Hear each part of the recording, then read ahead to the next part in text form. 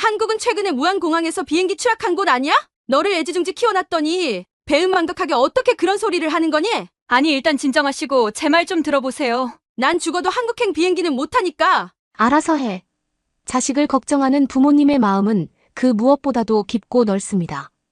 그것은 자식이 태어나는 순간부터 시작되어 평생 동안 계속되는데요.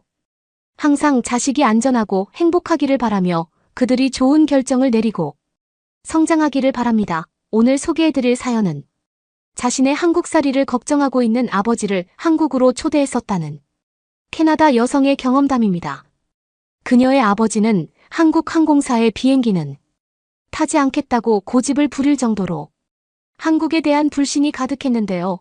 그랬던 그녀의 아버지는 한국에 도착하자마자 큰 충격을 받은 듯 놀라는 표정을 감추지 못했다고 합니다. 과연 그들에게는 무슨 일이 있었던 걸까요? 캐나다 여성의 사연입니다. 감동 시작 애청자 여러분, 영상 시작 전 좋아요와 불우이웃을 위해 끝까지 시청 부탁드립니다. 안녕하세요. 저는 캐나다인이지만 한국인 남편을 만나 한국에서 지내는 메리예요. 제가 장담하건대 캐나다인들은 딱 두 분류로 나눌 수 있을 거예요. 한국의 긍정적인 사람과 아닌 사람이죠. 물론 저처럼 한국인과 결혼했거나 한국에 와 본 사람들은 긍정적인 전자에 속해요. 그렇지 않은 사람들은 모두 후자라고 생각하시면 될 것 같고요. 사실 캐나다인들 대부분은 이제 막 한국을 알아가는 단계예요. 그래서 큰 관심이 없다면 한국이 어떤 나라인지 모르죠. 한국 음악이나 드라마가 유명해졌다고 하지만 그건 어디까지나 문화에 관심 있는 사람들만 알 뿐 생각보다 익숙한 TV 프로그램을 보는 캐나다인들이 많답니다. 저 역시도 그랬는데 한국인 남편 재석을 만나며 운 좋게 전자에 속한 케이스죠. 반면 앞에서 말했듯 대다수의 캐나다인들은 모르고 저희 아빠도 그랬답니다. 더군다나 캐나다가 아닌 다른 나라에서 딸이 살 거라는 건 저를 키우며 단 한 번도 생각하지 않으신 것 같았어요. 물론 남편을 만나 결혼할 때 조금 생각했던 적이 있다고 말씀하시긴 했는데요. 제가 결혼하고 2년 이상 캐나다에 쭉 살게 되면서 계속 캐나다에서 지낼 거라 생각하셨다고 말씀하셨죠. 남편은 캐나다에서도 꽤 명망 있는 대학에 유학을 온 학생이었습니다.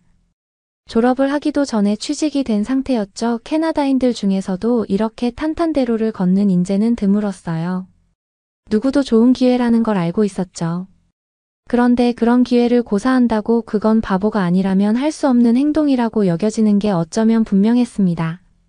하지만 세상은 늘 예측 가능한 방향으로 가는 건 아니었어요. 탄탄대로를 걸어가고 예정된 시간에 비행기에 탑승해 상류층의 여유 있는 삶으로 가는 건 누구에게나 주어지는 게 아니라는 걸 저 역시 깨닫게 되었죠. 슬프게도 그건 누구의 탓도 아니었어요. 세상을 많이 산 건 아니지만 내가 어떻게 할 수 없는 상황이 온다는 걸 알게 되었습니다. 시아버님은 남편이 어릴 때 돌아가시고 어머님 혼자 계셨어요. 워낙 생활력도 강하시고 활동적인 분이시라 혼자 생활하시는데 큰 불편함이 없으셨죠. 하지만 집 앞 계단에서 발을 잘못 딛다가 넘어지시고 병원에 입원하게 되셨다는 소식을 친척을 통해 듣게 되었어요. 생각보다 상태가 좋지 못해 수술이 필요했고 보호자가 필요한 상황에서 하나뿐인 자식인 남편은 캐나다에 와 있었으니까요. 결국 시어머니는 친척에게 연락했고 친척은 남편에게 상황을 알려준 거죠. 저와 남편은 고민에 빠졌습니다. 외아들이었던 남편이 시어머님에게 필요한 상황이라는 걸 저와 남편은 모두 알고 있었어요. 단순히 휴가를 내고 병간호를 하는 게 아니라 한국에 가서 장기간 머물러야 하는 상황이었던 거죠. 하지만 지금 회사의 좋은 조건도 포기할 수 없었기에 선뜻 한국으로 가겠다는 말을 하지 못하고 있었습니다. 답은 너무 분명했어요. 회사는 다시 다닐 수 있는 기회가 많이 오겠지만 부모님이 문제가 생긴다면 다시 되돌리는 건 어려울 테니까요. 만약 입장을 바꾸어 자식에게 문제가 생긴 거였다면 큰 고민 없이 당연히 함께 있는 걸 선택했을 거라는 생각이 들었어요. 그러자 저와 남편은 회사를 핑계로 시어머님께 저희가 절실히 필요하다는 걸 알면서도 외면한 게 너무나 죄송했죠. 계속 한국에 머무는 것도 아니고 시어머님이 수술 후 완치가 될 때까지 도움을 주기 위해 한국에 머무는 건 충분히 할 수 있다고 생각했습니다. 그렇게 결정하자 회사를 그만두고 한국으로 가는 과정은 생각보다 수월했어요. 단 한 사람 저희 아버지 빼고 말입니다. 아빠는 저 역시 외동딸이고 하나밖에 없는 자식인데 머나먼 타국으로 보낸다는 게 불만이셨어요. 물론 어쩔 수 없는 상황으로 사돈에게 도움이 필요하다는 걸 아빠도 알고 있었어요. 하지만 말도 통하지 않는 타국에서 제가 고생할 게 너무 뻔했기에 보내지 못하는 아빠, 마음도 이해해달라는 말만 반복하셨습니다. 제가 아직 부모가 된 게 아니라 정확히 어떤 마음인지 알 수 없었지만 어렴풋이 어떤 느낌인지 알 것 같았어요. 그래서 그런 아빠에게 서운함이 느껴지기보다 고마움과 애틋함 같은 감정들이 제 안에 뒤엉켜 있었죠. 그렇게 전 남편과 함께 한국행 비행기를 타고 한국에 왔고 한국 생활이 시작되었습니다. 다행히 남편은 대학 선배의 도움으로 좋은 회사에 금방 취업할 수 있었어요. 감사하게도 집에서 업무를 할 수 있도록 배려해 주셨죠. 남편이 매일 출퇴근했다면 제가 정말 힘들었을 것 같아요. 하지만 집에서 할 수 있는 일이었고 유동적으로 업무를 변경할 수 있었어요. 그래서 힘들다는 생각이 들지 않았는데 거기엔 시어머니의 배려도 한몫했던 것 같아요. 시어머님은 수술 이후 다리에 깁스도 하신 채 퇴원하셔서 대부분의 시간을 누워 보내셨어요. 되도록 조금씩 움직이라는 의사말이 있어서. 남편이 업무를 하는 시간엔 제가 시어머님을 부축하고 집안을 걸어 다니기도 했는데요. 그때마다 늘 미안해 하시면서 고맙다는 표현도 잊지 않으셨죠. 시어머님이 영어를 능숙하게 하시는 건 아니었어요. 하지만 사랑한다, 미안하다, 고맙다는 표현을 배우시곤 늘 그런 표현으로 저에게 마음을 표현해 주셨죠. 많은 대화를 한 건 아니었지만 그 짧은 말 속에서 저를 아껴주시고 진심으로 고마워해 주신다는 걸 느끼긴 충분했어요. 그러다 보니 저 역시 남편이 부탁해서 하는 게 아닌 진심으로 시어머님이 빠르게 건강을 찾았으면 하는 바람에서 시어머님을 돌보기 시작했죠. 그런 마음이 통했는지 시어머님은 걱정했던 것보다 빠르게 건강이 좋아지셨어요. 3달 정도 지났을 뿐인데 느리지만 혼자 일어나 움직이는 게 가능해지셨습니다. 스스로 일어설 수 있다는 걸 아시자 너무 좋아하시던 모습이 아직도 눈에 서네요. 그리고 니네 자랑스럽다는 듯 저를 바라보시며 캐나다로 어서 돌아가라고 말씀하셨죠. 시어머님은 말도 통하지 않는 타국에 와 고생하는 절 안타깝게 생각하셨던 거예요.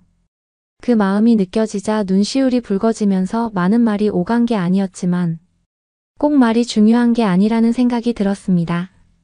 그리고 처음 한국행을 결정했을 때보다 한국에 머무는 게 좋았어요. 생각보다 재미있었고 말이 통하지 않아도 시내를 걸어 다니는 건 어렵지 않았거든요. 대중교통을 타면 영어 안내가 나왔고 남편 차를 끌고 도심을 돌아다녀도 영어 안내 표지가 있어서 내비게이션을 켜고 이동하면 크게 문제되는 건 없었어요. 물론 처음엔 캐나다 도시만큼 복잡한 서울의 도로들을 보며 새삼 놀랐던 적도 있었지만요. 캐나다에서 면허 취득이 가능한 나이가 되자마자 운전을 해 고등학교를 다녔을 정도로 운전 실력이 뛰어났던 저는 생각보다 빠르게 한국 도로를 수월하게 운전했습니다. 그러다 보니 오히려 캐나다보다 한국에서 당분간 머물고 싶어졌어요. 시어머님이 온전히 나은 것도 아니고 남편이 업무를 끝낸 저녁 시간에 식사를 하고 동네 산책을 하는 것도 좋았죠. 단 하나, 마음에 걸리는 건 캐나다에 계신 아빠였어요. 매일 전화를 걸며 시어머님 안부를 물었거든요. 시어머님 상태에 대한 걱정도 물론 있었겠지만 제가 캐나다에 돌아오는 날을 손꼽아 기다리기 때문이라는 걸 저도 알고 있었어요. 그래서 아빠가 생각났죠. 한국에 더 머무르기 위해 아빠가 한국이 좋은 나라라는 걸 직접 아는 방법밖에 없다고 생각했습니다. 그래서 아빠에게 한국에 오는 게 어떠냐고 넌지시 물었어요. 하지만 아빠는 화들짝 놀라면서 나이 많은 자신이 한국에 오면 더 위험할 거라며 극구 사양하셨죠. 한국은 휴전 국가로 언제 전쟁이 터질지 모르는 나라인데 나이가 많은 당신은 짐이 될 뿐이라며 오고 싶지 않다고 말씀하셨어요. 오히려 저에게 시어머님이 움직이는 게 수월해지면 빨리 캐나다로 오라고 저를 설득했죠. 저는 그런 아빠가 안타까웠어요. 한국은 살기 좋은 나라이고 사실상 휴전 국가라고 하지만 전쟁이 날 수 있는 건 극히 드문 경우라 거의 없다고 보아야 한다는 걸 아빠만 모르는 것 같았습니다. 그래서 안 되겠다는 생각에 아빠를 설득했어요. 휴전 국가인 건 맞지만 전쟁이 일어나는 건 사실상 불가능하다고요. 한국에 와보면 제 말뜻을 이해할 수 있을 거라고 아빠에게 말했고, 아빠는 못 이기는 척 알았다고 짧게 대답했죠. 저는 아빠 마음이 변하기 전 한국으로 초대하는 게 맞다고 생각했어요. 그래서 캐나다에서 한국으로 올 수 있는 비행기표 중 가장 빠른 걸 예약했죠. 아빠에게 메일로 보내고 항공권을 보냈으니 엄마와 준비하고 한국에서 보자는 말로 전화를 끊었습니다. 그런데 전화를 끊자마자 5분이 안 되었는데 상당히 화난 목소리로 저에게 다시 전화가 왔어요. 전 당황해 무슨 일이냐고 물었죠. 아빠는 비행기 사고가 한 번 나면 그대로 목숨을 잃을 수 있는데 왜 한국 항공사를 예매했냐며 불같이 화를 내셨어요. 전 단순히 가격이 쌌고 빠르게 올 수 있는 비행기가 한국 항공사였다고 답했죠.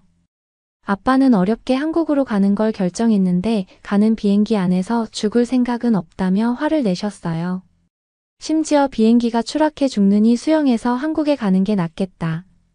며 그렇게 위험하게 갈 바엔 한국에 온다는 말을 취소한다며 전화를 끊으셨습니다. 솔직히 전 당황하기도 했고 아빠가 유난하다는 생각을 했지만 어떻게든 아빠가 한국에 와봐야 한다고 생각했어요. 그러지 않고선 한국에 대한 선입견이 절대 풀리지 않을 거라고 느꼈거든요. 그래서 결국 한국 항공사를 취소하고 며칠 뒤에 출발하지만 캐나다 항공사로 예약할 수밖에 없었습니다. 아빠도 캐나다 항공사의 비행기표를 받고 마지못해 한국에서 보자며 전화를 하셨죠. 그리고 며칠 뒤 한국행 비행기를 곧 탑승한다는 전화를 받았고 전 아빠의 도착 시간에 맞춰 인천공항으로 마중 나갔습니다. 인천공항에서 아빠 엄마를 만나자 정말 반가웠어요. 태어나서 처음 3개월 이상 떨어져 지냈기에 부모님의 소중함을 새삼 느낄 수 있었죠. 저를 보고 환하게 웃는 엄마와 다르게 아빠는 다소 놀란 듯한 표정을 숨기지 못하셨어요. 여기가 한국이 맞냐며 전쟁을 쉬고 있는 나라인지 재차 확인하셨죠. 저는 웃으며 전쟁을 쉬고 있는 나라 맞고 한국이라고 알려드렸어요. 그리곤 아빠가 걱정하는 불안감이 왜 불필요한 걱정이었는지 이제 알겠냐고 되물었습니다. 아빠는 믿을 수 없다. 는 듯 주위를 살피며 어떻게 휴전 국가가 이렇게 발전할 수 있는지 전혀 생각도 못한 눈치셨어요. TV보다 신문을 여전히 즐겨보실 정도로 보수주의에 가까웠던 아빠는 세상이 어떻게 변했는지 받아들이지 못한 채 너무 옛 시간에 머무는 것 같았습니다. 다행히 한국의 본 모습들을 보고 자신의 생각이 틀렸다는 걸 받아들이는 것 같았어요. 마치 어린아이가 놀이공원에 처음 온 듯한 표정을 지으며 연신 감탄사를 내뱉기 일쑤였거든요. 아빠가 한국에 와 시어머님 집 근처에 숙소를 얻었는데 서프라이즈 파티를 해주고 싶었어요. 아빠가 한국으로 온다는 게 결정되고 알았는데 제가 임신했더라고요. 그래서 그 사실을 아빠에겐 비밀로 하고 한국에 왔을 때 직접 말하고 싶었어요. 아빠에게 놀랄 소식이 있다고 전한 뒤 내년 이맘때 할아버지가 되어 있을 거라고 말했죠. 아빠는 잠시 무슨 소리를 하는지 감을 못 잡으시는 것 같았어요. 그래서 제가 제 배를 가리키며 웃었더니 아빠가 활짝 웃으며 저를 안아주셨죠. 그리고 다음날 아빠와 엄마 손을 잡고 한국에서 처음 간 곳은 산부인과였어요. 손주인지 손녀인지 모르지만 속에 자라고 있는 새 생명을 보여드리고 싶었거든요. 임신했다는 걸 병원에 와 확인했던 터라 익숙하게 병원에서 이름을 말하고 검진을 받는다고 말했죠. 그런 저의 모습을 아빠는 신기한 듯 쳐다보셨어요.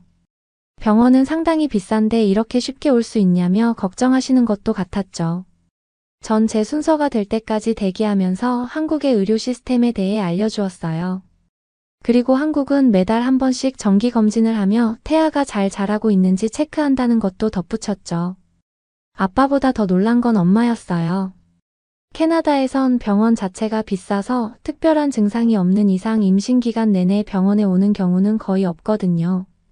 출산을 하더라도 마찬가지죠. 이번에 출산을 하면 한국 돈으로 1,000만 원 정도는 지출해야 해요. 그럼 캐나다에서 저를 낳으셨으니 한국 산부인과에 아무렇지 않게 오는 게 너무 신기하게 느껴지는 것 같았습니다. 제 순서가 되고 엄마와 아빠 손을 붙잡고 진료를 받으러 들어갔어요. 의사 선생님은 저를 보시곤 며칠 전에 왔는데 무슨 문제가 있는 건 아닌지 걱정하셨죠. 전 캐나다에서 부모님이 오셨고 다시 캐나다로 가시기 전 태아를 보여주고 싶다고 말했습니다. 의사 선생님은 알겠단 듯 활짝 웃으시더니 초음파로 뱃속 아이 모습을 보여주셨죠. 엄마는 저를 임신했을 때 하고 싶었지만 비싸서 해보지 못했다며 연신 신기하다고 감탄하셨어요. 아빠는 두 눈에 눈물이 글썽거리며 너무 사랑스럽다고 말씀하셨죠. 아직 너무 작아 곰젤리 같은 모습을 하고 있는데 말이에요. 초음파 사진을 받고 나오는데 아빠가 가져가면 안 되냐고 조심스레 묻더라고요. 그래서 전 흔쾌히 그러라고 아빠에게 주었죠. 아빠는 지갑 안에 넣으시더니 우리 손주 첫 사진이라고 활짝 웃으셨어요. 그 모습을 보는데 한국에 오길 참 잘했다는 생각이 들었습니다. 캐나다에 있었다면 이런 기쁨들을 누릴 생각도 못하고 지나쳤을 거예요. 우리 엄마가 그랬던 것처럼요. 그런 저의 생각을 아빠와 엄마도 하셨는지 한국에 머물고 싶어 하는 제 마음을 이해한다고 말씀해 주시더라고요. 의료 시스템만 봐도 한국이 얼마나 안전하고 선진국인지 충분히 알 수 있다고 덧붙이셨죠. 그 후 일주일 정도 한국에 더 머물러 계셨는데 좋아하셨어요. 얼마나 좋아하셨는지 캐나다로 돌아갈 땐 한국 항공사를 이용해 보겠다고 말씀하실 정도였습니다.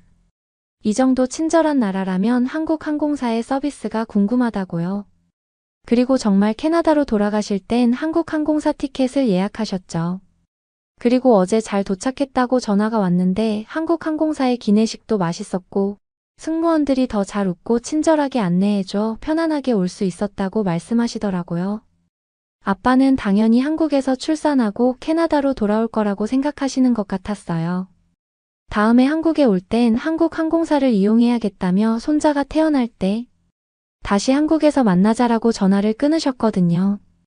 이제는 제가 한국에 머문다고 불안해하지 않는 아빠 덕분에 어쩌면 아이가 태어난 후쯤 한국에서 지낼지도 모르겠네요. 어떻게 보셨나요? 한국으로 아버지를 초대했던 캐나다 여성의 사연이었습니다. 한국에서의 생활과 아버지의 한국 방문은 그녀가 가족 간의 유대감을 높이는 데 많은 도움이 되었는데요. 그녀의 아버지 역시 한국에 대한 선입견이 잘못되었다는 것을 깨닫고 한국에서 즐거운 시간을 보낼 수 있었습니다. 특히 시어머니의 건강 때문에 뜻하지 않는 한국 생활을 하게 되었지만 오히려 가족 간의 화합을 하는 계기가 되었다는 사실이 감동적인데요. 앞으로도 한국 생활을 하는 동안 계속해서 행복하고 좋은 일들만 가득했으면 좋겠네요. 구독과 좋아요 부탁드리며 사연자분께 전해드릴 댓글도 남겨주시면 전달해드리겠습니다. 그러면 더욱 감동적인 다음 사연으로 넘어가겠습니다. 안녕하세요. 샤르비라고 해요. 저는 러시아에서 수년간 훈련을 해온 여군이었었죠. 그것도 일반 군인이 아니라 초엘리트 군인이었어요. 비록 지금은 아니지만요. 남편이 제가 무슨 군인을 했냐며 믿을 수 없다고 그러긴 하지만 사고로 부상을 당하기 전까지만 해도 저는 특수부대 엘리트 요원으로 러시아의 미래를 지키기 위해 다양한 활약들을 했어요. 그때는 그게 저희 숙명이자 그것보다 중요한 건 없다고 여겼거든요. 저는 해군 출신으로 동기들 중에서도 독보적인 실력을 갖췄었죠. 러시아 여군인 제가 겪었던 이야기 한번 들어보실래요? 제 남편은 아무리 말해도 안 믿어주더라고요. 왜냐하면 한국 사람들한테는 너무 당연한 게 다른 나라 사람들한테는 아닌 것들이 많거든요. 이젠 저도 알지만 만약 지금까지 계속 러시아에 살았다면 아마 아직까지 저도 몰랐지 않을까요? 어떤 것 때문에 놀랐는지 이야기 들려드릴게요. 앞에 이야기 드린 것처럼 저는 엘리트 군인이었습니다. 하지만 처음부터 엘리트 군인은 아니었죠. 모두가 다 군인은 해야 하지만 누구나 엘리트 군인이 될 수는 없잖아요. 이런 이야기 어떻게 들으실지 모르겠지만 저는 실력만큼 인정을 받지 못했어요. 그 이유는 제 예쁜 외모 때문이었어요. 저희 어머니는 지역에서도 알아주는 미녀였는데 어머니를 쏙 빼닮은 저는 군인으로서 인정을 받지 못하고 뭘 해도 예쁜 척을 한다는 동료들의 손가락질을 받아야 했어요. 다른 사람들은 눈부시게 아름다운 외모를 가진 게 참 좋을 것 같다고 하기도 말했지만 저는 전혀 아니었습니다. 군인으로서 예쁜 외모는 약한 무기처럼 느껴졌으니까요. 그래서 그런지 저는 스스로 제 모습이 싫어 머리도 짧게 자르기도 하고 제 실력만으로 평가받고 싶어 남들보다 더 피나는 노력을 했던 것 같습니다. 다양한 전투 기술을 연마하는 데 전념했고, 위험한 작전에서 절대 빠지지 않았죠. 일부러 더 참여하려고 했던 것 같아요. 인정받고 싶은 마음에서요. 그 결과 결국 엘리트 군인으로 인정을 받게 됐고, 이제야 모든 것이 제가 바라는 대로 이루어졌다 싶었습니다. 하지만 행복은 그리 오래가지 않았어요. 딱 그 무렵 불행한 사고가 발생하게 되었습니다. 위험한 작전에 투입되게 되었습니다. 평소와 마찬가지로 저는 전혀 망설이지 않았죠. 우려했던 것보다 모든 것은 순조로웠습니다. 하지만 끝까지 긴장의 끈을 놓으면 안 됐어요. 모든 임무가 끝나고 확인해보니 동료 한 명이 사라진 것을 뒤늦게 알아차렸습니다. 뜨거운 태양이 쉴 새 없이 내리쬐는 그날 전투 장비의 무게도 있고 동료를 찾기 위해 안간힘을 다했습니다. 그렇게 몇 시간이 지났을까? 순간 세상이 핑하고 도는 기분을 느꼈고, 치워지지 않은 고철 더미를 밟으며 그대로 발목이 꺾인 채 저 아래로 추락하고 말았습니다. 끝없이 떨어지며 그 짧은 순간에 눈앞이 캄캄해지면서 쿵 하는 소리와 함께 바닥에 구겨지듯 떨어졌습니다. 직감적으로 알 수 있었습니다. 이건 보통 부상이 아니겠구나 하면서요. 찢어질 듯한 큰 고통이었습니다. 점점 더 정신이 혼미해지고 혼란스러워지고 있었습니다. 그냥 넘어진 것도 아니고 무거운 장비들을 맨 채로 쓰러졌지만 점점 정신을 잃어갔죠. 더 문제는 거기가 워낙 인적이 드문 곳이었기 때문에 저희 부상을 알아채준 사람이 없었던 거였습니다. 결국 저는 늦게 발견되었고 병원으로 옮겨진 저는 생각보다 부상이 꽤 심각하다는 걸 알게 되며 그렇게 24살에 평생 할 것만 같았던 저의 군 생활은 갑자기 끝이 나버렸습니다. 누구보다 강한 여군이 될 거라 다짐했던 제 스스로에게 했던 다짐이 무너져버린 것만 같았어요. 더 허무했던 건 제가 찾으러 갔던 동료는 잠시 무단 이탈을 한 것일 뿐. 아무 일 없었던 것으로 밝혀졌지요. 갑자기 찾아온 납득할 수 없는 제대는 저를 망연자실하게 했습니다.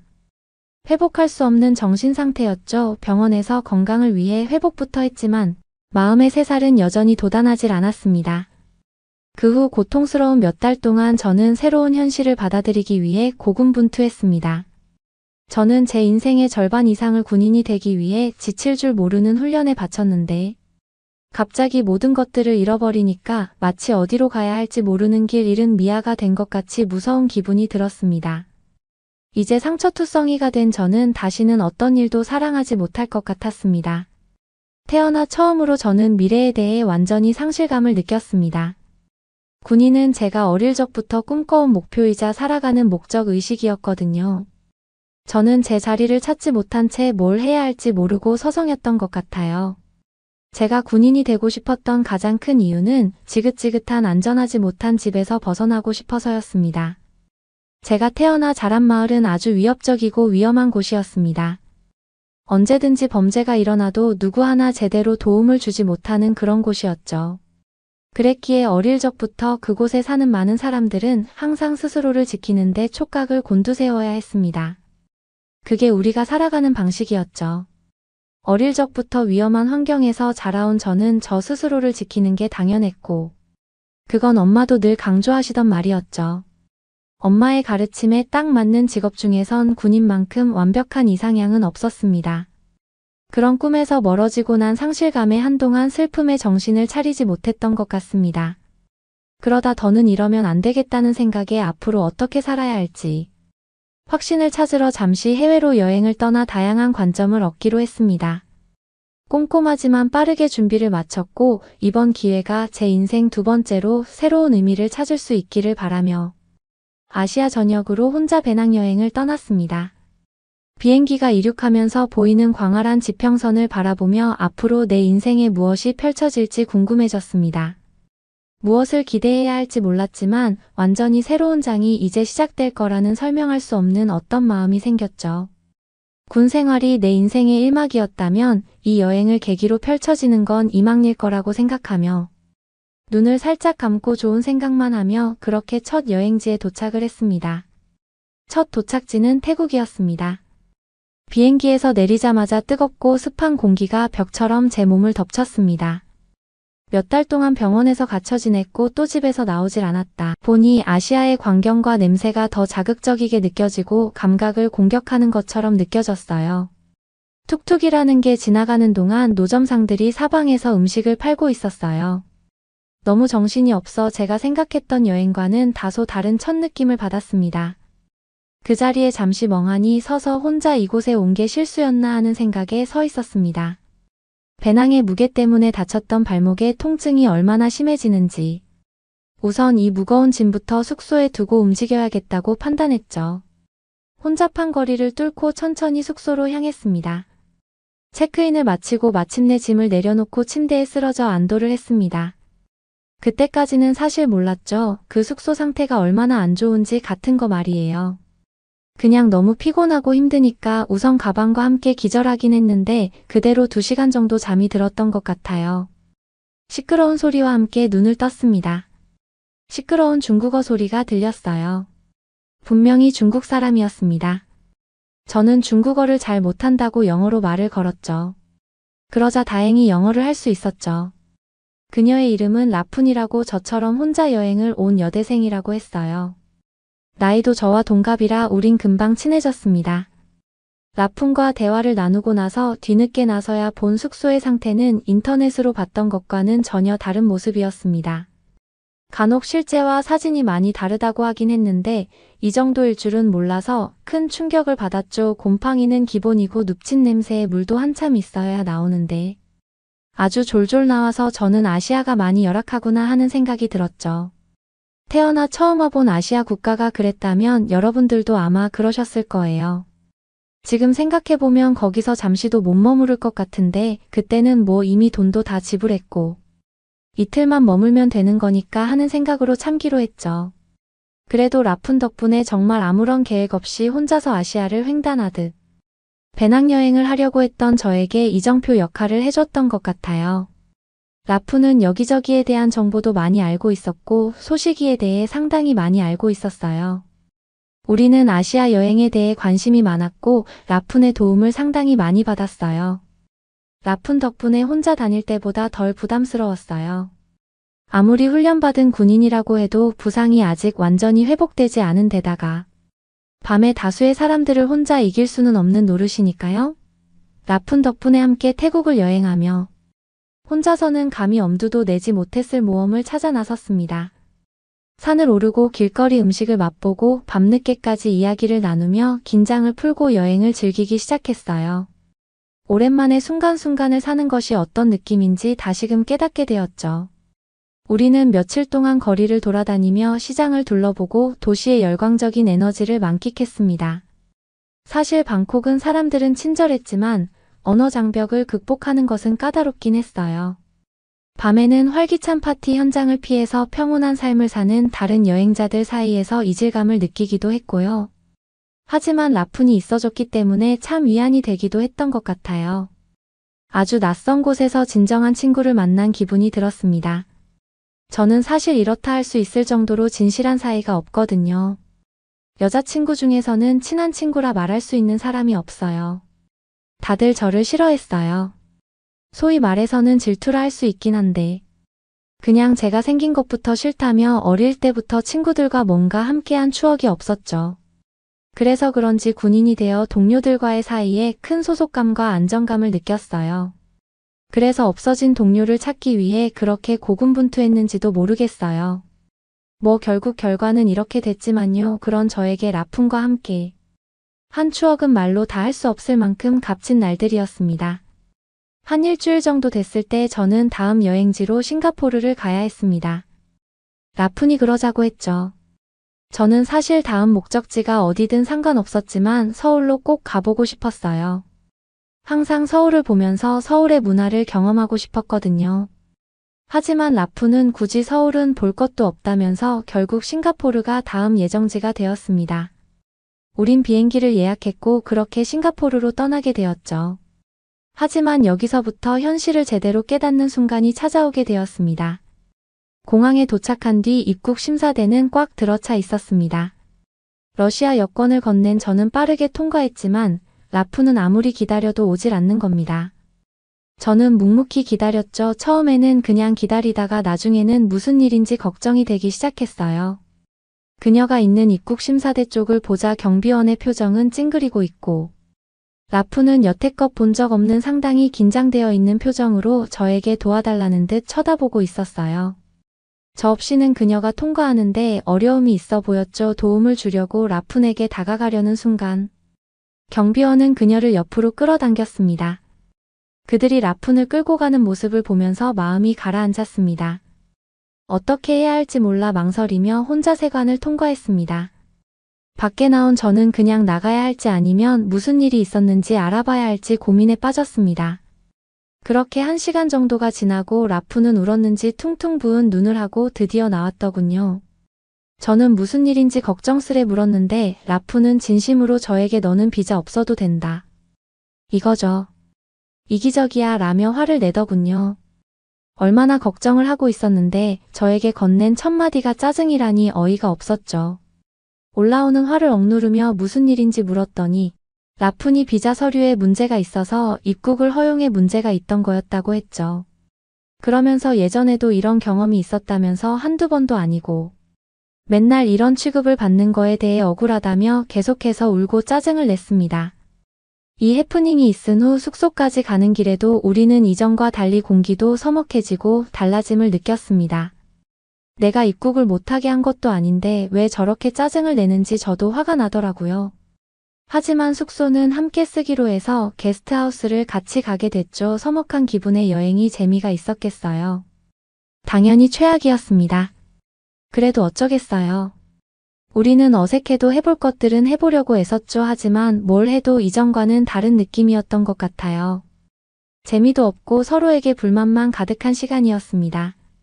우리는 그래서 숙소는 같이 쓰지만 서로 일정을 보내고 만나자고 협의했습니다. 처음부터 혼자 여행을 하기로 계획했던 거였기 때문에 혼자서 다니는 게 맞겠다 싶기도 했어요. 혼자만의 여행을 드디어 시작했습니다. 둘이 하는 여정의 매력도 있지만 혼자서 하는 여정도 분명히 매력이 있었죠. 그렇게 혼자 걷던 골목길 발목이 또 무리를 했는지 말썽을 일으켰습니다. 그냥 보이는 벤치에 앉아서 쉬려고 털썩 주저앉았는데 누가 저에게 소리를 지르며 저를 확 밀어버렸습니다. 그것도 웬 남자가요. 어이가 없었죠. 반사신경으로 그 남자를 단숨에 제 앞에 바닥에 내리꽂아버렸습니다. 그러자 그 남자가 뭐라 영어가 아닌 말로 이야기하기 시작했어요. 자세히 들어보니 그건 한국어였죠. 분명 한국어였습니다. 제가 한국어 드라마를 좋아하기 때문에 듣자마자 알 수 있었어요. 저는 그 남자에게 영어로 할 수 있냐며 물었고 그 남자는 영어로 잘못했다고 하며 사정을 설명했죠. 이 의자가 방금 페인트 칠을 하는 걸 봤다고 그래서 앉지 말라고 하려다가 그렇게 된 거라면서요. 웃기기도 하고 황당하기도 한 해프닝에 서로 웃어버렸던 것 같습니다. 그 남자의 이름은 진기로 음악을 하는 사람이라고 했어요. 여행을 왔다가 친구네서 놀다 며칠 후면 다시 한국에 들어간다고 했죠. 우린 앉아서 이런저런 이야기를 나눴어요. 처음 보는 사람이다 보니 숨길 것도 없고 꾸며낼 것도 없어 차라리 대화하는 게 더 편했습니다. 음악이라는 제가 상상하지도 않던 전혀 색다른 분야를 하는 사람과 말하는 건 재미있고 시간 가는 줄 몰랐던 것 같아요. 그는 유쾌하고 유머러스하고 또 친절했어요. 그는 마침 숙소를 구하고 있다고 했고 제가 머물고 있는 숙소가 자리가 있다고 해서 그렇게 같은 숙소에 머물게 되었습니다. 게스트하우스에 마침 몇 자리가 비어 있었기 때문에 무사히 진기가 머물 수 있게 됐죠. 라푼과 진기는 서로 인사를 나눴고 우연히 만나게 된 자초지종을 설명했습니다. 그러면서 우리는 하루의 일정을 마치고 샤워를 한 뒤 휴게실에서 맥주를 마시며 시간을 보내기도 하고 보드게임을 하기도 했어요. 진기가 중간에서 조율을 해줘서 그런지 어색했던 사이도 조금씩 괜찮아지는 것 같았어요. 사실 라푼은 저와는 그렇게 어색하더니 진기를 보더니 눈빛과 말투부터 변하는 게 느껴졌어요. 여자로서 여자가 여자를 보면 느껴지죠. 미묘한 그 변화가 있어요. 라푼은 딱 봐도 진기를 마음에 들어가는 것 같았습니다. 사실 저도 마음속으로는 그가 귀엽고 좋은 사람이란 걸 알았지만 티를 내고 있지 않았거든요. 그런데 라푼이랑 혹시 잘 되면 어떡하나 애가 타긴 했어요. 저 때문에 이 숙소도 온 건데 둘이 잘 될까 조마조마했죠. 둘은 저보다는 더 문화적으로도 공통점이 많을 테니까요. 그런데 저는 확신할 수 있는 계기가 있었습니다. 왜냐하면 진기가 말을 할 때마다 제 눈을 보면서만 대답해주고 몸 자체가 제 쪽으로 돌아져 있었거든요. 셋이 있어도 꼭 둘이 있는 것 같은 느낌을 줬어요. 그때 진기도 저와 마음이 같구나 라는 생각을 하게 됐던 것 같아요. 제가 진기한테 제대로 반하게 된 상황이 생겼는데요. 그건 바로 게스트하우스에서 노래방 기계로 게스트들끼리 점수 내기를 하기로 했던 때였어요. 평소에는 장난만 칠 것 같던 진기가 노래가 시작되자 과감하게 마이크를 잡고 가니 무대로 올라가더군요. 웃음기가 사라지고 딱 눈을 감더니 아예 다른 사람이 되어 노래를 부르는데 고음에 완전히 도달하자 거기 있던 모든 관중들은 환호성을 지를 정도로 멋있었습니다. 거기 있던 모두가 그에게 환호했고 저는 그 순간 확신했어요. 제 마음도 멈출 수 없다는 것을 말이죠. 꼭 헤어지기 전에 제 마음을 말해야겠다 싶었어요. 또 하나의 걱정이 있었습니다. 싱가포르에서의 마지막 날 여전히 라푼과 사이가 어색했습니다. 그래도 저는 저에게 좋은 추억을 선사해줬던 라푼의 기분을 풀어주고 싶은 마음에 그녀에게 깜짝 서프라이즈용 선물을 준비해 편지에 제 마음을 한 글자씩 정성스레 적어 평소보다는 좀 늦게 숙소에 들어갔어요. 근데 여기서 정말 봐서는 안 될 걸 목격하고 말았습니다. 제가 너무 경계심을 풀었던 걸까요? 제 방으로 들어가자 캐리어의 자물쇠가 부러지고 제 모든 소지품이 샅샅이 뒤져 있는 것을 보고 경악을 금치 못했습니다. 게다가 현금 카메라 등 가치 있는 모든 것이 사라져 있었습니다. 라푼이 저와 다른 여행객들의 물건을 훔쳐갔다는 사실을 깨닫고 피가 거꾸로 솟구쳤습니다. 진기는 이 소란을 듣고 달려와 저를 확인했습니다. 제가 화가 나서 눈물을 흘리며 라푼이 한 일을 설명하자 그는 저의 등을 토닥이며 걱정부터 해주며 안심시켜줬습니다. 특히 한국인들의 여권이 싹 사라졌다는 이야기를 하더군요. 게스트하우스 사장님이 말해주시길 중국인들 중에서 한국인 여권을 판매하기 위해 도둑질을 하는 사례가 계속해서 생겨서 골치라고 하셨어요. 그래서 중국인만 오게 되면 사실 잘 안 받으려고 하는데 저와 다른 친구도 있었기 때문에 믿었다고 하셨죠. 저는 너무도 황당했습니다. 그렇게 저와 있을 때 한국이 별로라며 중국을 따라오려면 아직 발끝도 못 왔다는 이야기를 했던 라푼이 도대체 뭐가 아쉬워서 한국 여권을 훔쳐간 걸까 의문이 생겼죠. 힘이 없이 물건들을 정리하고 있는데 라푼이 남긴 장문의 메모지를 발견하게 되었습니다. 저는 그게 그래도 저를 위한 사과의 말일 거라 생각했지만 전혀 아니었습니다. 그 내용은 그녀가 왜 이런 행동을 벌였는지에 대한 자기 변명이 가득한 내용뿐이었습니다. 도대체 왜 그런지 그래도 이해하고 싶어 그 글들을 읽기 시작했습니다. 이런 이유의 시작은 다 저 때문이라는 글로 시작되는 이 메모는 저를 더 아프게 했습니다. 중국 비자는 매번 어느 나라를 가든 절차가 길고 까다롭기로 유명했다고 하더군요. 라푼은 그것 때문에 항상 스트레스를 받아온 것 같았습니다. 저와 여행을 다니면서 비자 문제로 몇 번 불평을 토로하곤 했었기 때문에 또렷하게 그 대화들이 기억나요? 각국에서는 중국인 방문객을 경제적 자산이라기보다 잠재적 위협으로 여겼다며 억울하다고 했어요. 그러면서 러시아보다 우리나라 여권이 이런 취급을 받는 것도 어이가 없다며 저까지 민망하게 만들기도 했었죠. 여권이라는 건 단순한 여행 서류 이상의 역할을 하잖아요. 여권이라고 해서 모두 다 같은 파워를 가진 게 아니라는 걸 저도 이번 여행을 통해서 제대로 배우게 됐습니다. 여권은 각 여권마다 고유한 권한과 제한 사항이 있는 세계로 통하는 관문이었어요. 여권이 바로 글로벌 무대의 영향력 지표라는 걸 이제는 확실하게 알죠.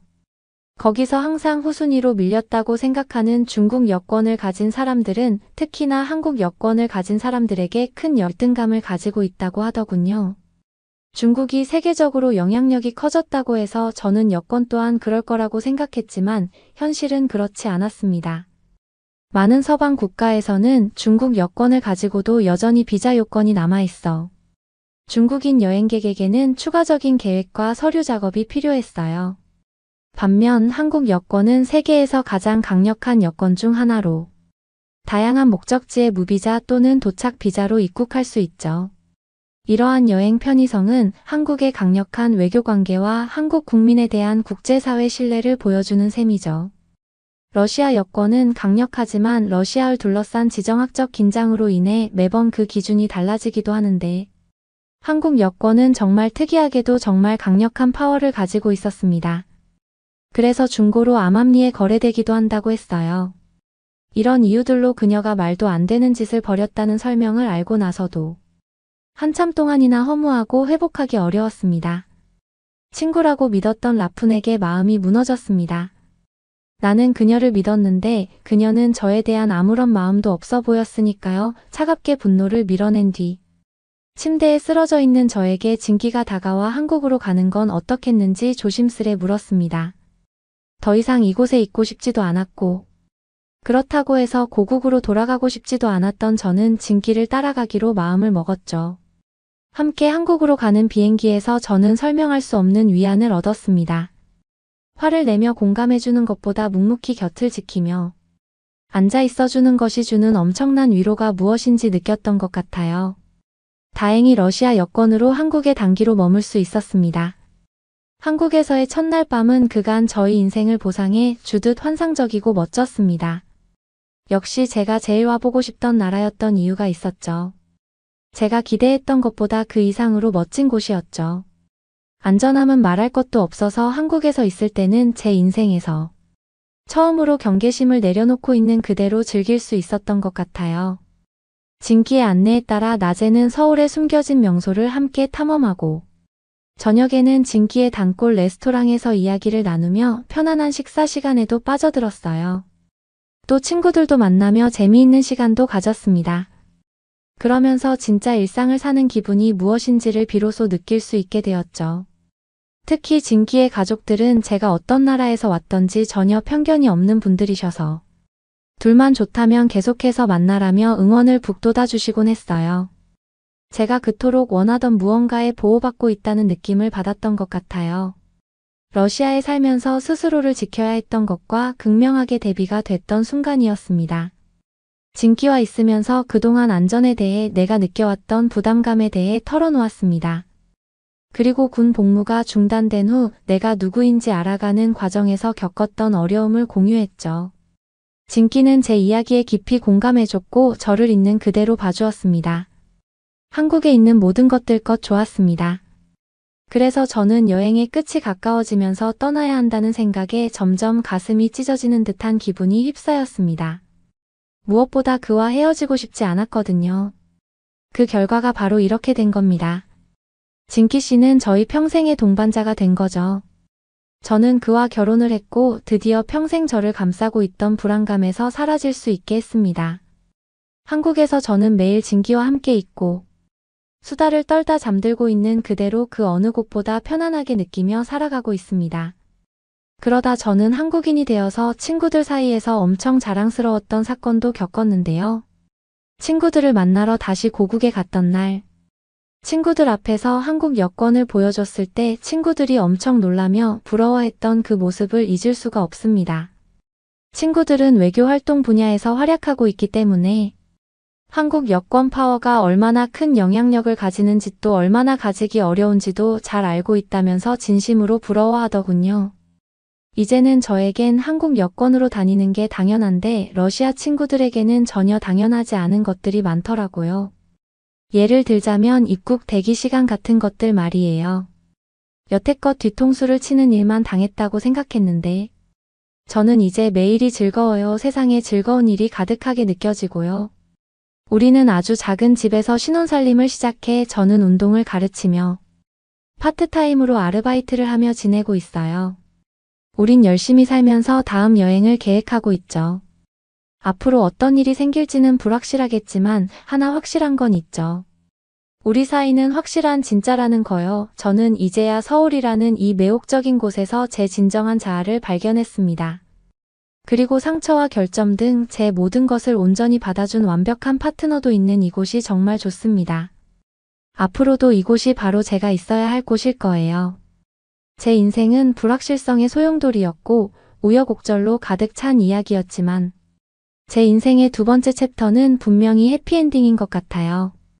진기와 결혼하고 한국 여권을 얻으면서부터 제 세상은 극적으로 바뀌었거든요. 이 강력한 여권은 단순히 여행 방식만 바꾼 것이 아니라 제가 항상 꿈꿔왔던 삶의 열쇠를 쥐게 해줬습니다. 여러분에게도 이런 행운의 열쇠를 찾는 여정이 있기를 바랄게요. 그러면 더욱 재미있는 다음 사연으로 넘어가겠습니다. 세상에 폐가 아프지가 않아요. 두통도 사라졌다고요? 이제 정말 원래 저희 건강으로 돌아온 것 같아요. 세상에 한국이 대체 너에게 무슨 짓을 한 거니? 여기 한국에서 멕시코에 있는 가족과 통화를 하고 있는 여성이 있습니다. 여성은 감격스러운 듯 눈물을 흘리며 대화를 이어나가는데요. 어머니 또한 매우 놀란 반응이죠. 중국에서 폐의 고통과 두통을 호소하던 이 여인은 한국에서 대체 무슨 일을 겪은 걸까요? 오늘은 멕시코의 산체스 씨의 이야기를 들려드릴게요. 안녕하세요. 제 이름은 산체스이고 저는 항상 다른 문화에 매료되어 왔습니다. 저널리스트로서 저는 외국의 다양한 문화에 몰입하여 각각의 매력을 이해하고자 노력하고 있어요. 멕시코에서의 삶은 편안했지만 항상 예측이 가능한 삶이었어요. 반면에 저는 항상 경계를 넘어서는 데서 오는 흥분과 개인적인 성장을 갈망했습니다. 그래서 중국에서 리포팅할 기회가 생겼을 때 저는 그 기회에 바로 뛰어들었죠. 중국은 조용한 교회에서 자란 저희 성장 환경과는 정반대였어요. 중국은 멕시코 인구의 10배가 넘는 14억 인구의 나라였죠. 또한 중국의 문화와 역사는 수천 년 전으로 거슬러 올라갑니다. 처음에는 혼란스러운 군중 공의 언어 장벽 때문에 겁이 났지만 익숙한 곳을 벗어나는 것은 제 경력에서 이 시점에 꼭 필요한 일이었죠. 이사하기 전에 저는 중국에 대해 배우는데 몰두했습니다. 기본적인 중국어 문장을 공부하고 중국 철학을 읽었어요. 상하이의 미래지향적인 스카이라인 사진을 보며 설렘으로 가슴이 벅차오르기도 했죠. 앞으로 몇 년 동안 지구 반 바퀴 떨어진 곳에서 지내게 될 것을 생각하며 저는 가족과 친구들에게 진심 어린 작별 인사를 했습니다. 오랜 시간 동안의 비행은 중국 전역에서 스릴 넘치는 모험을 꿈꿀 수 있는 충분한 시간을 제공해 주었어요. 비행기에서 내리자마자 상하이의 습기가 제 얼굴을 강타했습니다. 8월의 공기는 숟가락으로 떠먹을 수 있을 정도로 짙었죠. 하지만 가장 인상적이었던 것은 향신료와 자동차 배기가스 쓰레기와 섞인 독특한 냄새들이었습니다. 선율에 맞춰 흥겨운 목소리가 사방에서 떠들썩하게 울려 퍼지고 있었어요. 공항에서 나오자 반짝이는 검은 머리카락과 도자기 같은 얼굴이 제 금발, 웨이브와 창백한 피부와 대조를 이루고 있었죠. 저는 분명 외국인으로서 눈에 띄었어요. 저는 이곳에서 제가 소수자라는 사실을 받아들였습니다. 처음에는 모든 것이 새롭고 짜릿했어요. 혼란스러운 노천시장을 둘러보고 경치 좋은 정자에서 중국차를 마시며 호기심을 채웠죠. 중국인들과 어깨를 맞대고 앉은 구멍가게에서 국수를 꿀꺽 삼키기도 했어요. 부족한 중국어로 음식을 주문하고 길을 물어보며 성취감을 느꼈습니다. 물론 의사소통이 원활하지 않아 답답하긴 했지만 이런 몰입감 넘치는 경험이 바로 제가 이곳에 온 이유였죠. 하지만 시간이 지나면서 중국 생활의 일상적인 어려움이 저를 괴롭히기 시작했습니다. 은행이나 우체국에 가는 것만으로도 몇 시간이 걸리는 시련이 되었죠. 모두 줄도 질서정연하기보다는 자유롭게 섰어요. 지하철에서는 차 안으로 밀려드는 수많은 사람들로 인해 심하게 밀려나기도 했습니다. 혼잡한 거리에서 무단횡단을 하는 것은 마치 제 목숨을 도로 맡기는 것 같았죠. 모든 일에 인내와 결단력이 필요했고 그 모든 것이 저를 지치게 했어요. 언어 장벽 때문에 눈물을 흘릴 뻔한 날도 많았습니다. 저는 음식을 주문하고 동료들과 이야기를 나누고 취재원과 이야기를 나누는 등 기본적인 요점만 파악할 수 있는 초급 수준의 중국어밖에 할 수 없었죠. 중국인들은 제가 말하려는 노력을 높이 평가했지만 대화는 간단한 인사말 정도에 머무를 수밖에 없었어요. 고향에서처럼 자연스럽게 농담을 주고받고 재치 있는 잡담을 나눌 수 있는 능력을 저는 갈망했습니다. 언어의 격차는 언제나 저에게 고립감을 느끼게 했습니다. 가장 힘들었던 것은 끔찍한 대기 오염이었어요. 중국은 1년 내내 회색 안개가 도시를 뒤덮고 있었죠. 저는 밖에 나갈 때마다 매캐한 공기에 기침을 하고 숨이 막히는 것을 느꼈어요. 아파트 발코니에서 아래를 내려다보면 땅바닥도 보이지가 않았습니다. 마치 누군가 도시 전체에 바셀린을 뿌려놓은 것 같았어요. 가끔은 유독한 공기를 폐 깊숙이 들이마신다고 상상하는 것만으로도 저희 폐 건강이 불안해지곤 했죠. 공해는 제 몸에도 큰 피해를 입혔습니다. 저는 만성 두통과 메스꺼움이 생겼습니다. 실내에 아무리 많은 필터를 설치해도 도움이 되지 않았어요. 의사들은 더러운 공기로 인한 호흡기 자극이라고 처방했지요. 사방에 검은 미세먼지가 달라붙어 피부와 머리카락도 지저분해지기 시작했습니다. 길거리 시장에 고기와 농산물이 스모그 속에 놓여 있는 것을 보는 것만으로도 구역질이 났어요. 이곳에서는 식품 안전은 전혀 우선순위가 아니었죠. 새로운 중국 음식을 먹어보는 것도 몇 번의 식중독 사건 이후 금세 매력을 잃고 말았습니다. 한 번은 가지인 줄 알고 주문했는데 작은 뼈로 가득 찬 생선구이 한 접시를 받은 적이 있었어요.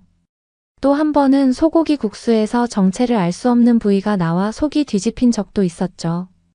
그 후로 저는 음식을 꼼꼼히 살피고 부드러운 테이크아웃 음식을 고르는 법을 배웠어요. 소화 건강을 위해 위험을 피하고 지금은 지루하게 살게 되었죠. 중국 생활 3년이 지나면서 처음의 매력은 좌절과 외로움으로 바뀌었습니다. 일상의 불편함은 저의 긍정적인 태도를 조금씩 무너뜨렸어요. 저는 긴장을 풀고 여유롭게 말하고 심호흡을 하고 자연스러운 식사를 하는 것이 그리워졌습니다. 주말을 실내에 갇혀 지내다 보니 자연 하이킹 친구들과의 와인 한 잔, 익숙한 동네 산책 같은 소박한 즐거움 사라져 우울해졌어요. 그래도 취재 업무와 중국인들과의 우정 속에서 저는 소소한 행복을 찾을 수 있었습니다. 하지만 중국에서의 생활로 인한 정신적 부담은 피할 수 없었죠. 아시아 대륙 전역에서 취재할 수 있는 이 기회는 젊은 기자로서 저에게 필요한 방식으로 저를 확장하게 만들었어요. 저는 낯선 상황에서 인내심을 갖고 장애물에 접근하는 법을 배웠습니다. 하지만 30대에 접어들면서 중국 생활에 대한 환멸의 한계점에 도달해버리고 말았죠. 그래서 매니저가 서울에 지사가 생긴다는 얘기를 해주었을 때 저는 새로운 나라에서 새롭게 시작할 수 있는 기회라고 생각했어요. 한국은 중국처럼 현대적이고 발전했지만 덜 혼란스럽다고 생각했기 때문이죠. 질서 정연한 사회와 군침 도는 음식들이 제 마음을 사로잡았어요. 그래서 저는 곧 중국에서의 시련을 뒤로하고 서울로 이주할 계획을 열심히 세우기 시작했습니다. 중국은 저에게 귀중한 교훈을 주었지만 건강과 행복을 해친 것도 부인할 수 없었으니까요. 한국은 이국적인 세계를 탐험하고 싶은 제 열정에 다시 불을 붙일 수 있는 새로운 모험이었습니다. 한국은 확실히 새로운 나라에서 새롭게 시작할 수 있는 기회였습니다. 문화 음식 시설에 대해 좋은 이야기를 많이 들었거든요. 여러 친구들이 서울을 방문해 국제적인 분위기와 현대적인 편의시설에 대해 극찬하는 것을 들은 적이 있었어요. 그들은 한국이 중국보다 더 편안하고 친절하다고 묘사했죠. 쓰레기 분리수거와 깨끗한 공중화장실 같은 사소한 부분에서도 시민의 자부심을 느낄 수 있다고 했습니다. 고속전철과 저렴한 택시 같은 질서, 정연하고 효율적인 서비스도 제가 원하는 체계에 대한 갈망에 호소하고 있었죠. 중국에서 혼란스러운 3년을 보낸 저에게 한국은 유토피아 같은 낙원처럼 느껴지기 시작했습니다. 하지만 동시에 중국을 떠난다는 것은 제가 쌓아온 인맥과 일상의 희생을 의미하기도 했어요. 시간이 지나면서 저는 중국 문화의 복잡성을 이해하는데 도움을 준 중국인들과 우정을 쌓았기 때문이죠. 이제 제 중국어 실력은 동료들과 대화를 나누고 식당에서 주문을 하고 택시기사와 협상을 할 수 있을 정도로 향상되어 있었어요. 상하이의 눈부신 스카이라인과 활기찬 에너지도 좋아하게 되었죠. 중국은 답답하기도 했지만 익숙해지기도 했습니다. 반면에 한국에서 처음부터 다시 시작하면 혼란스러울 것 같은 느낌이 들기도 했죠. 업무 스타일이 다른 새로운 팀에 적응하는 것에 대한 두려움도 있었어요. 현재 동료들은 수줍음이 많고 내성적인 한국인에 비해 제가 얼마나 직설적인지에 대해 농담 삼아 말하곤 했거든요. 그들은 제가 시끄러운 외국인이라 금방 눈에 띌 거라고 했죠. 업무적인 회의에서 저는 캐주얼하고 아무 생각 없이 말하는 경향이 있었거든요. 이런 외향적인 태도가 한국의 정숙한 문화에서 부적절하게 비춰지지 않을까요? 동료들의 신뢰를 얻지 못하거나 제 역할에 성공하지 못할까 하는 생각에 걱정이 되었어요. 하지만 마음 깊은 곳에서는 한국에서의 생활이 유익한 변화가 될 것이라는 생각이 들었습니다. 저는 이미 중국의 끊임없는 혼란 속에서 수년 동안 정신건강이 많이 나빠진 상태였어요. 저는 지치고 성격이 급하고 끊임없이 불안해했습니다. 고향에 있는 가족들이 제가 평소에 활기찬 모습이 아니라 딱딱해 보인다고 말할 정도였죠. 저는 중국에서 의미 있는 저널리즘 성과를 거두었습니다. 하지만 이제 저는 완전히 지치기 전에 강렬함에서 벗어나 휴식이 필요했어요. 일주일 정도 고민한 끝에 저는 결국 한국으로 전근을 신청하기로 결정했어요. 새로운 도시, 새로운 동료, 새로운 언어 문제 등 모든 것을 다시 시작해야 하는 선택이었죠. 하지만 제 직감은 이것이 올바른 길이라고 말하고 있었어요. 한국은 깨끗한 공기, 안전한 음식, 친절한 사람들, 효율적인 인프라 등 무한한 가능성을 보여주고 있었기 때문이죠. 중국의 수렁에 갇혀 시간을 보내는 대신 한국의 산을 오르며 이 활기찬 문화에 대해 글을 쓸 수 있을 것 같았습니다. 그래서 저는 다음 3주 동안 중국에서의 미뤄둔 일들을 마무리하고 이사를 준비했어요. 제 경험을 풍성하게 해준 친한 친구와 동료들과는 씁쓸한 작별을 해야 했지만 저희는 앞으로도 계속 연락하고 방문하기로 약속했어요. 몇 가지 짐을 집으로 보낸 후 저는 필수품이 담긴 여행 가방 하나를 챙겼어요.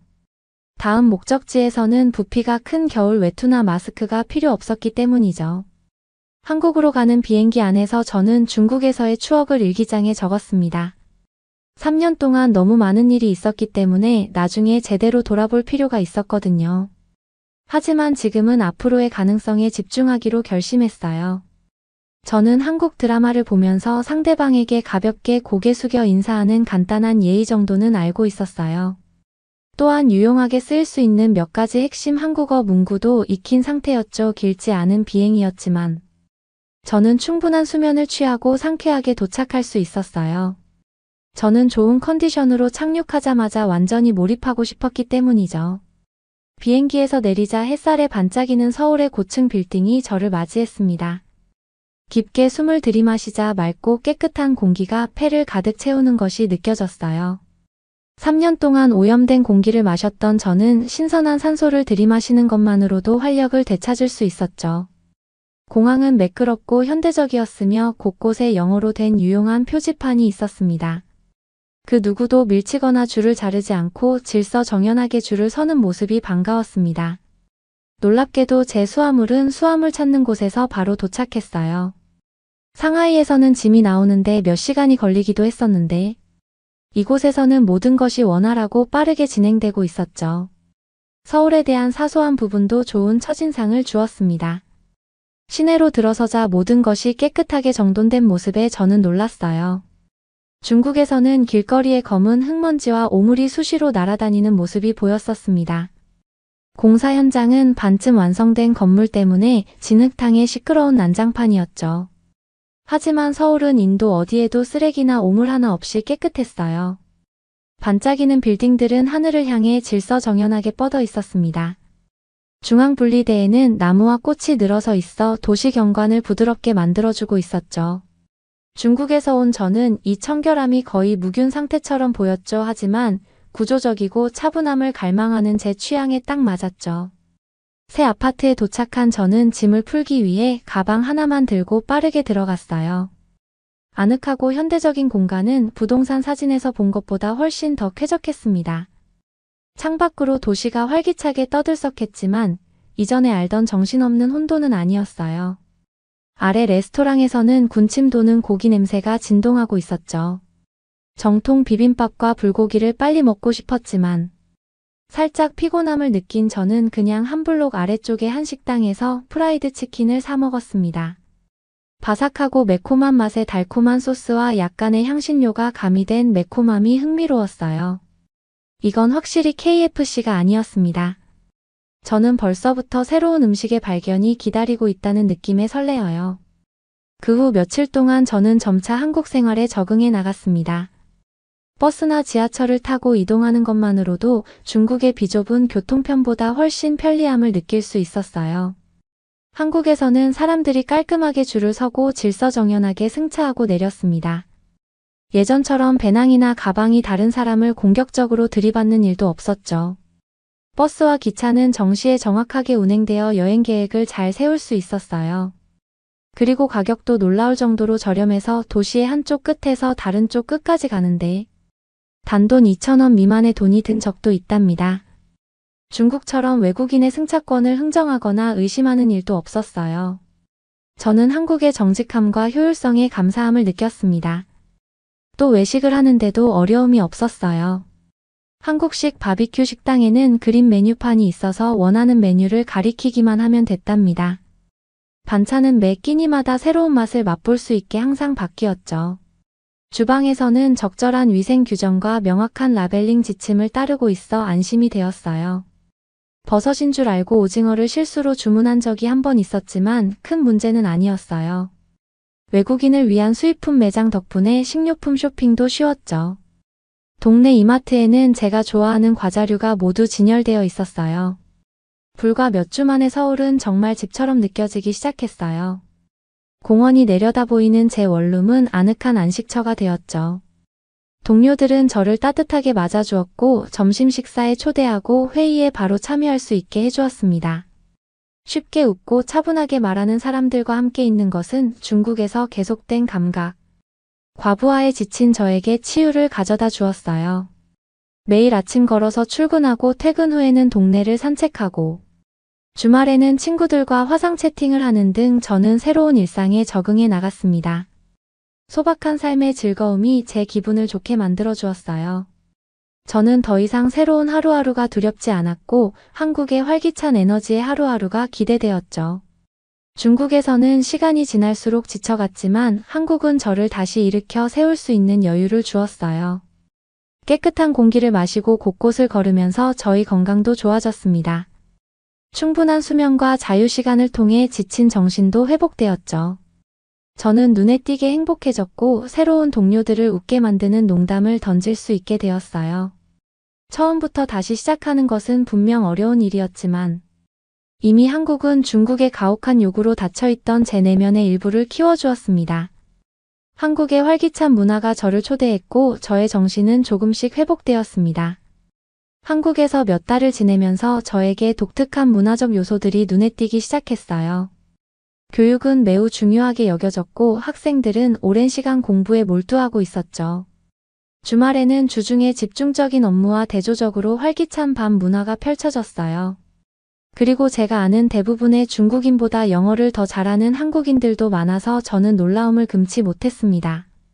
한국에서는 교육을 성공의 열쇠로 생각하고 있었어요. 학생들은 방과 후 밤까지 학원에 다니고 있었죠. 시험 전에는 스터디 카페에서 밤새 공부하는 학생들도 많았습니다. 부모들은 자녀들이 최고의 학교에 다닐 수 있도록 엄청난 희생을 감수했죠. 이러한 치열한 교육열은 한국의 유교적 유산과 경쟁 사회에 뿌리를 두고 있어 보였어요.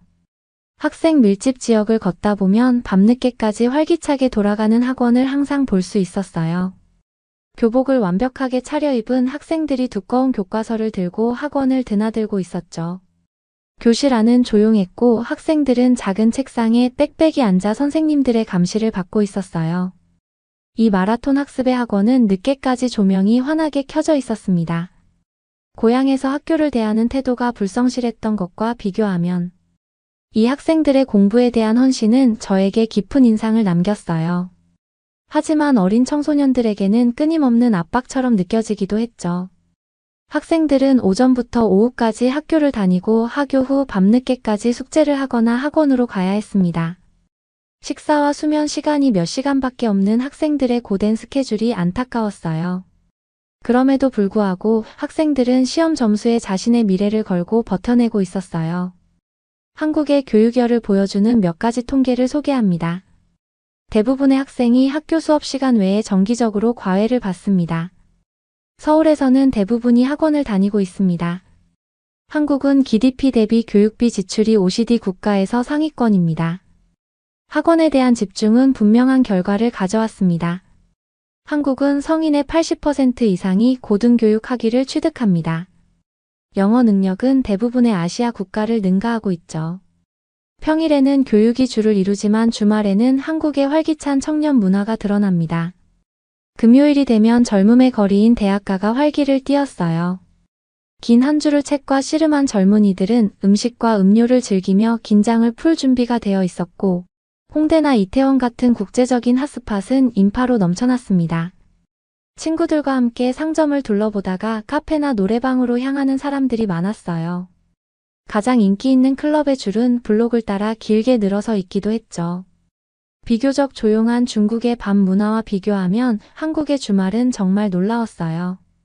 한국은 패션도 대담했는데 학생들은 밝은 색으로 머리를 염색하고 엣지 있는 스타일을 시도하고 있었어요.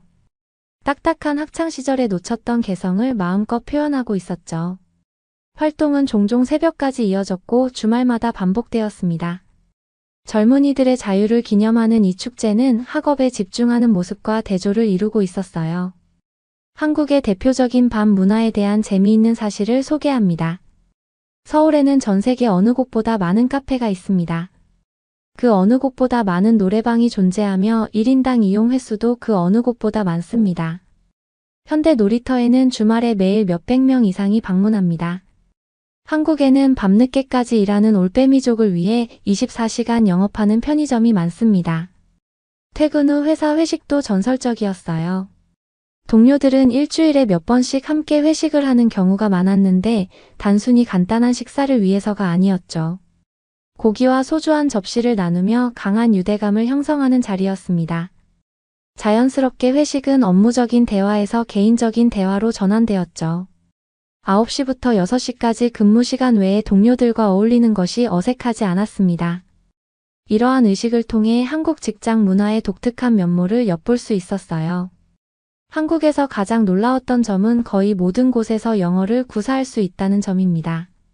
지하철 표지판부터 식당 메뉴판까지 한글과 함께 영어가 함께 쓰여 있는 곳이 많았어요.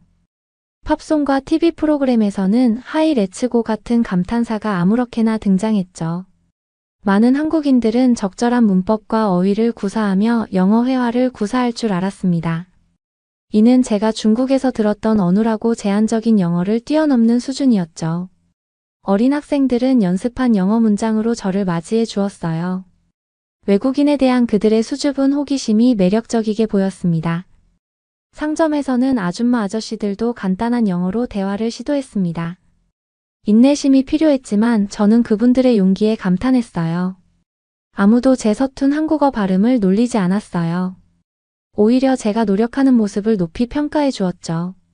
중국에서는 끊임없는 언어 장벽이 저를 좌절시켰어요. 하지만 한국인들은 새로운 사람에게 의사소통을 원활하게 해주고 도움을 주었죠. 어릴 때부터 영어를 배웠기 때문에 대부분의 한국인은 영어를 편안하게 사용하고 있었어요. 하지만 대도시를 벗어나면 실력이 금방 떨어지더군요. 그래도 작은 나라에서 어떻게 이렇게 보편적으로 영어를 가르칠 수 있는지에 대해 정말 놀라웠습니다. 한국에 살면서 저는 이러한 문화적 특징이 깊은 감탄을 하게 되었어요. 제가 보기에는 교육에 대한 집중이 혹독하고 제한적으로 보였지만 분명 이 사회는 학습과 자기 수양을 중요하게 여기고 있었죠. 시끌벅적한 밤 문화는 또 다른 차원의 젊음을 보여주기도 했어요. 그리고 영어 실력은 외부 세계에 대한 진정한 개방성을 보여주었습니다. 이러한 대조는 한국의 세련된 표면 아래 숨겨진 복잡성을 드러내고 있었어요. 한국에서 몇 달 살다 보니 중국에서의 경험과는 충격적으로 극명한 대조를 이루는 것을 느낄 수 있었어요.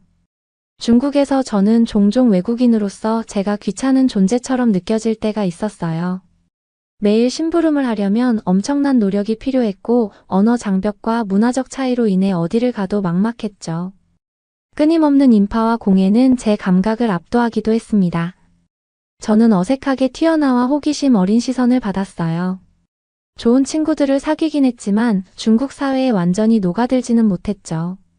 하지만 한국에서 저는 놀라울 정도로 쉽게 적응했어요. 직장에서는 동료들이 저를 바로 팀의 일원처럼 대해주었죠. 의사소통에 약간의 문제가 있을 뿐 원활하게 협업할 수 있었어요. 모두가 함께 배우며 문화적 차이로 웃기도 했지만 저희는 금세 적응해 나갔습니다. 중국에서 이방인이었던 것과 비교하면 한국에서 저는 환영받고 소속감을 느낄 수가 있었죠. 사무실을 벗어나 일상생활을 하는 것도 놀라울 정도로 간단했어요. 공공 표지판에는 한국어와 함께 영어가 사용되고 있었기 때문이죠. 고객 서비스 직원들은 기본적인 영어를 구사하며 저를 도와주었어요. 구글 번역기를 이용해 한국어 문장을 입력하면 점원들이 눈을 반짝이며 읽어주었습니다. 한국인들은 중국처럼 멍하니 쳐다보는 대신 의사소통을 위해 열심히 노력해 주었어요. 그들의 인내심과 이해하려는 노력이 이런 모든 차이를 만들고 있었습니다. 공공장소에 나가면 관심을 보이는 시선은 있었지만 노골적인 시선은 아니었어요. 가끔 아이들이 이국적인 외국인과 셀카를 찍고 싶어 했지만 그건 단지 긍정적인 호기심처럼 느껴졌어요. 제 금발 머리 때문에 미국인인 줄 알기도 했죠. 중국에서는 어색한 중국어와 창백한 피부가 저를 심하게 돋보이게 만들었었어요. 하지만 한국 사람들은 특히 서울에서는 외국인에게 더 익숙한 것 같았어요. 덕분에 저는 원치 않는 시선 없이 자연스러운 제 모습을 보여줄 수 있었죠. 표면적인 교류 외에도 한국의 잘 정비된 인프라는 중국과는 전혀 다른 방식으로 작동하고 있었습니다. 중국에서는 어떤 심부름도 하루 종일 걸리는 일이었어요. 은행에서는 전산화되어 있지 않아 모든 서류를 수기로 작성해야 했습니다. 또 청구서를 지불하려면 몇 시간씩 줄을 서서 기다려야 했죠. 버스 노선은 어디로 가는지 알 수 없는 미로와도 같았어요. 심카드를 발급받는 것과 같은 기본적인 일에도 몇 분이 아닌 며칠이 걸리기도 했죠. 모든 것이 복잡하고 중국인의 도움에 의존해야 했어요. 이러한 끝없는 장애물이 제정신을 지치게 했습니다. 하지만 한국은 기름칠이 잘 된 기계처럼 잘 작동하고 있었어요. 디지털 시스템은 은행 업무부터 대중교통 이용까지 모든 과정을 간소화하고 있었죠. 약속을 예약하고 공과금을 납부하고 음식을 주문하고 시내를 돌아다니는 것도 혼자서 할 수 있었어요. 혼란이나 혼동 없이 모든 것이 논리적으로 작동하고 있었습니다. 이러한 매끄러운 안정성은 중국과의 전투를 겪은 후 저에게 치유였어요. 예상했던 번거로움은 거의 발생하지 않았고 의미 있는 활동에 더 많은 시간과 에너지를 할애할 수 있었습니다. 기능적인 부분 외에도 한국의 자연환경은 말 그대로 신선한 숨결 같았어요. 중국의 지속적인 공해로 인해 저는 거의 매일 두통을 겪었습니다. 공기는 매연 냄새를 풍기고 목이 따가웠죠. 하지만 한국에서는 대부분의 날에 파란 하늘이 펼쳐졌습니다. 저는 서울 외곽의 산을 오르며 탁 트인 멋진 전망을 감상했어요. 기침 없이 심호흡을 하고 나니 기운이 회복되는 것 같았죠. 음식도 더 이상 중국의 느슨한 안전기준 때문에 불안해하지 않아도 되었어요. 위생검사를 받은 식당에서 한국의 맛을 즐길 수 있었기 때문이죠. 식재료는 적절하게 보관되고 조리되고 정직하게 표시되어 있었습니다. 중국에서는 의심스러운 기름 육류 해산물로 인해 식중독에 걸리는 일이 너무 많았지만 한국의 청결 기준은 서구의 기준에 더 부합하고 있었어요. 몇 년 만에 처음으로 병에 걸릴 염려 없이 새로운 음식을 먹어볼 수 있었죠. 이러한 자유는 실용적이면서도 한국의 발전을 상징하는 것이었어요. 가장 중요한 것은 중국이 제 정신건강을 고갈시켰던 방식으로 한국은 제 정신건강을 키워줬다는 점입니다. 3년 동안 공해 안전위험 통신 장벽과 싸우면서 제 몸은 지쳐 있었습니다. 당시 제 기분은 항상 예민했고 쉽게 좌절하고 짜증을 냈죠. 끊임없는 스트레스로 두통과 소화불량 불면증까지 생겼었어요. 하지만 이제는 모든 것이 편리하고 안락한 한국에서 생활하면서 숨을 고르고 사색하며 재충전할 수 있는 여유가 생겼습니다. 제 태도는 부드러워지고 인내심과 호기심은 다시 생겨났어요. 한국의 활기찬 에너지는 중국의 무자비한 각박함 없이도 저를 자극하고 있었습니다. 한국에는 중국에는 없는 안전망이 존재하고 있었어요. 저렴한 의료보험 덕분에 치료에 대한 스트레스가 덜했습니다. 식품과 제품의 경우 기본적인 품질 보증이 있어 안심할 수 있었죠. 이러한 보호장치 덕분에 저는 경계를 넓히면서도 여유를 가질 수 있었어요. 비영어권 국가로 이주하는 것에 대한 불안감 없이 안정감을 갖고 도전할 수 있었죠. 이러한 건강한 균형은 수년간의 중국에서의 과도한 경계심을 겪은 저에게 꼭 필요했던 것이었어요. 불과 몇 달 만에 한국에 순조롭게 정착한 것은 중국에서 겪었던 어려움을 생각하면 놀라운 일이었어요. 언어 음식 사회적 규범에 적응하는데 저는 큰 어려움이 있을 거라고 예상했습니다. 하지만 한국인들은 첫날부터 저를 따뜻하게 맞아주었어요. 한국은 적절한 지원 체계를 갖춘 잘 운영되는 사회였습니다. 효율적인 시스템 덕분에 중국에서 겪었던 불필요한 번거로움과 장벽을 최소화할 수 있었죠. 그리고 깨끗한 공기 산악지형 군침 도는 비빔밥은 제 몸과 마음 정신에 영향을 공급해 주었어요. 돌이켜보면 한국은 저에게 다음 단계의 성장을 위한 완벽한 환경이라는 것을 알 수 있었어요.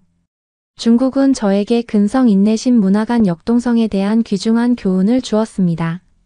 하지만 한국은 제 자신을 회복하고 다시 열 수 있는 기회를 주었어요.